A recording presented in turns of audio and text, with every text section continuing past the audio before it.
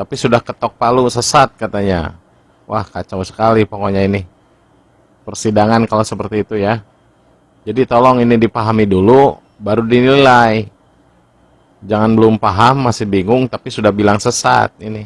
Saya berada di TV One untuk menyampaikan bahwa Al Zaitun betul-betul telah terjadi penyimpangan terkait dengan negara Islam Indonesia, dan penyimpangan itu disampaikan oleh Bang Ken dan juga oleh Depak dan juga ada MUI, dan tentu bersama saya yang melihat dari sudut yang lain agar tercipta harmonisasi dalam dialog.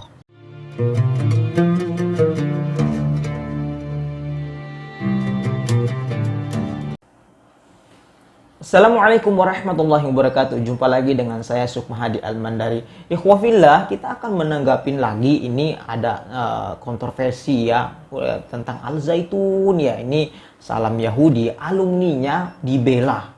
Alumninya membela bahwa Salam Yahudi ini sesuatu yang normal ya di Al Zaitunnya ini, dibela langsung oleh alumninya, dan dalam video ini sudah ditanggapi langsung juga oleh Babe Haikal ya. Saya kira perlu kita tanggapin, bahas terus agar masyarakat, mengedukasi masyarakat bahwa Salam Yahudi ini tidak perlu kita ajarkan kepada anak-anak kita, generasi kita. Ini sudah dibahas juga oleh Babe Haikal di video ini. Seperti apa? Mari kita simak sama-sama. Ya pasti sesat lah. Ya nggak apa-apa, saya maklum ya. Tapi kalau yang tahu sejarah keturunan Nabi Ibrahim, yang ngerti bahasa Ibrani itu apa, yang ngerti Assalamualaikum bahasa Arab diterjemahkan ke dalam bahasa Ibrani itu apa, ini pasti paham. Dan kalau misalnya orang punya adab, punya ilmu, dia tidak mudah menyesat-nyesatkan orang. Apalagi sesama muslim, sahabatnya sendiri, atau seperti apa, saudara setubuh ya. Ini kita nggak ngerti ya, saudara kita muslim ini sudah mah minim ilmu, minim adab, tapi gampang menyesat-nyesatkan orang. Ini saya nggak paham gitu. Ini kalau jadi hakim kacau ini ya. Jadi belum ada pembelaan terhadap yang dituduh, tapi sudah ketok palu sesat katanya.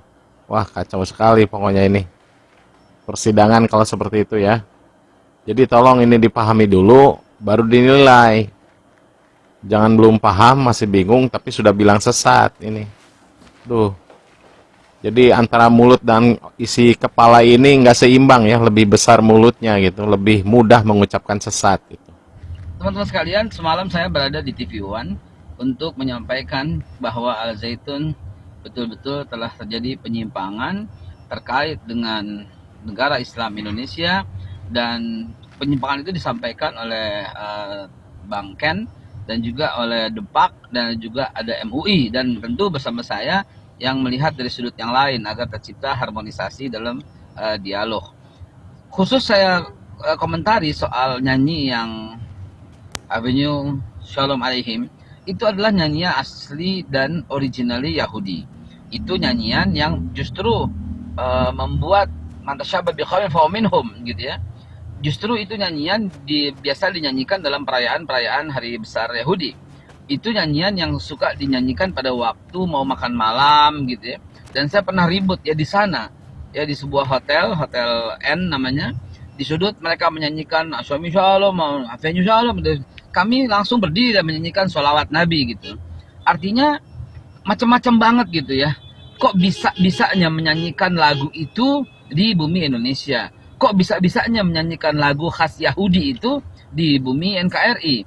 Harusnya udah ditangkap gitu ya. Kenapa? Karena lagu itu apapun artinya, Avenue itu artinya we brought, bentuk past tense, jadi kami membawa gitu ya. Shalom alaihim itu sebenarnya ya seperti assalamualaikum juga. Shalom itu kan ya assalamualaikum, seperti assalamualaikum. Tapi masalahnya bukan itu begitu loh. Bukan apa yang diucapkan, tapi siapa yang mengucapkan, dan ini kebiasaan orang-orang Yahudi. Mantasyabah biqaumin fahuwa minhum itu paten dari Nabi. Siapa yang menyerupai satu kaum, dia termasuk golongan itu. Jadi jangan sampai anak kita kenal dengan lagu-lagu yang demikian. Jangan sampai anak kita tahu dengan lagu-lagu yang demikian. Jangan sampai anak-anak kita ikut-ikutan dengan demikian. Saya dalam 1 bulan itu ceramah kurang lebih 100 masjid. Saya sampaikan di setiap masjid, awas, waspadalah kalau udah punya ada yang ke sana, hati-hati gitu ya. Hati-hati, selamatkan akidah anakmu ya, dan pemerintah harus mengambil tindakan dong. Jangan membiarkan gitu loh. Jangan pembiaran ini gitu. Oh, dulu kan ada tokoh-tokoh yang datang ke sana. Ya mungkin tokoh-tokoh itu nggak tahu bahwa di sana tuh begitu gitu. Coba baca lagi investigasi yang dilakukan Depak, investigasi yang dilakukan MUI, supaya kita semua paham tentang apa itu Al-Zaitun. Berbahaya. Baik ikhwafillah, itu telah tadi video ya, video antara alumni Al-Zaitun, kemudian ya kita sambungkan dengan Babe Haikal ya. Babe Haikal udah membela dan mengatakan bahwa ini adalah ajaran sesat ya. Menanggapi salam Al-Zaitun ya, di sini saya berbicara bukan sesat dan menyesatkan ya. Kalau saya tanggapin dari dua video tadi itu, saya bicara akidah Islam ya, bicara tentang akidah. Ini sangat penting sekali karena namanya akidah, keyakinan. Pertama, apakah Rasulullah SAW pernah mengajarkan salam alaihim atau salam Yahudi? Jawabannya tidak pernah. Itu yang pertama. Yang kedua, adakah dalil yang mengajarkan untuk mengucapkan salam Yahudi? Salam alaihim, na'afinu salam alaihim? Jawabannya tidak ada sama sekali ya anjuran tersebut. 3, adakah dalil yang melarang ya salam Yahudi, na'afinu salam alaihim? Ya, jawabannya ada 3 dalil larangan ya. Yang pertama adalah hadis Rasulullah SAW, man tashabbaha biqaumin fahuwa minhum. Barang siapa yang menyerupai sebuah kaum, maka dia termasuk bagian dari kaum tersebut. Itu yang pertama. Yang kedua, wala tashabbahu bil yahudi.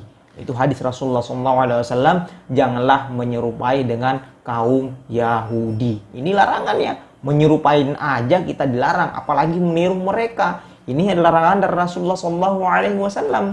Kemudian yang ketiga, dalil yang ketiga, la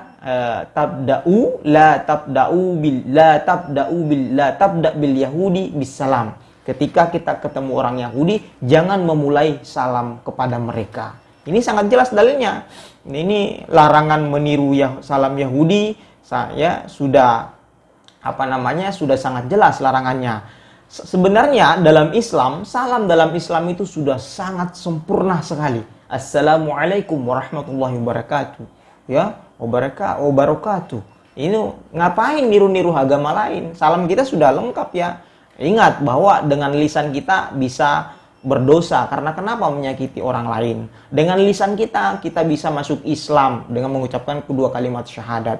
Dan ingat dengan lisan kita bisa masuk ke agama tertentu dan sebagainya.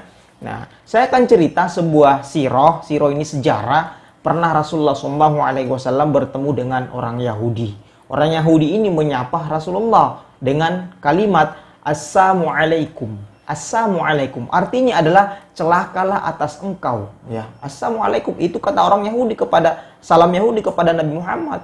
Nabi Muhammad hanya menjawab wa'alaikum, artinya dan engkau juga dan atas kamu juga. Nah, itu salam Rasulullah nggak mengatakan afinu salam alaihim, enggak, tapi Rasulullah menjawab wa'alaikum ya.